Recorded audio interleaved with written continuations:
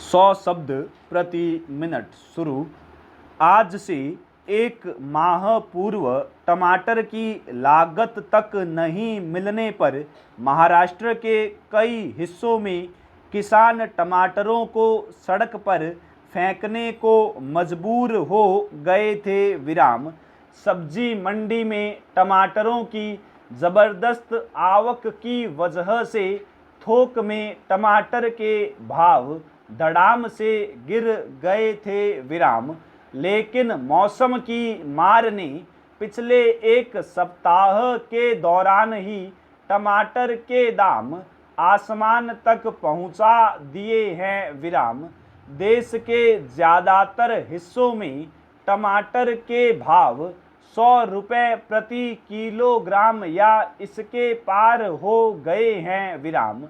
यूँ तो टमाटर ही नहीं, दूसरी सब्जियों के दाम एकाएक बढ़ने की वजह तूफान ही है, पर टमाटर के भावों में यह तेजी बढ़ती महंगाई के दौर में चिंतित करने वाली है। हैरत की बात यह भी है कि टमाटरों के बड़े दाम के बावजूद काश्तकारों को इसका आंशिक लाभ भी नहीं मिल रहा है। मौसम की मार को टमाटर के दाम बढ़ने का एक कारण माना जा सकता है, लेकिन दूसरा अहम कारण जमाखोरी भी है। बढ़े हुए दामों का फायदा उठाने की नीयत से टमाटरों की जमाखोरी भी शुरू हो गई है। टमाटर उत्पादन के लिए मशहूर कई इलाके ऐसे भी हैं जहां चक्रवाती तूफान का असर ज़्यादा नहीं हुआ। इसके बावजूद वहां भी टमाटर के भावों ने उछाल ले लिया है। जो टमाटर थोक बाजार में 3 से 5 रुपये किलोग्राम तक बिक रहा था, उसके दाम आज आसमान पर पहुंच गए हैं।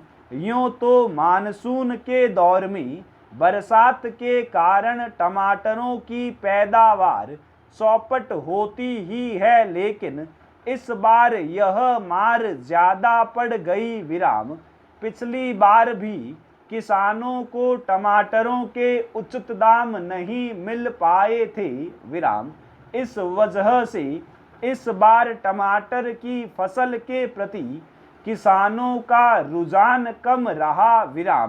कभी टमाटर तो कभी आलू तो कभी प्याज के दाम उछाल पर आते हैं, तो सीधा असर रसोई पर पड़ता है।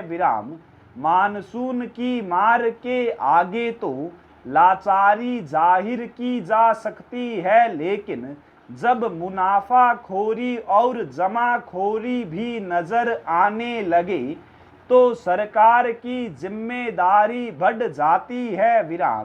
बड़ी जिम्मेदारी यह भी कि खाद्यान्न के न्यूनतम समर्थन मूल्यों की तरह फल सब्जी उत्पादक काश्तकारों को यह आश्वस्त किया जाए कि उनकी पैदावार का निश्चित मूल्य सरकार देगी, चाहे खराबे की वजह मौसम की मार हो या फिर अधिक उत्पादन।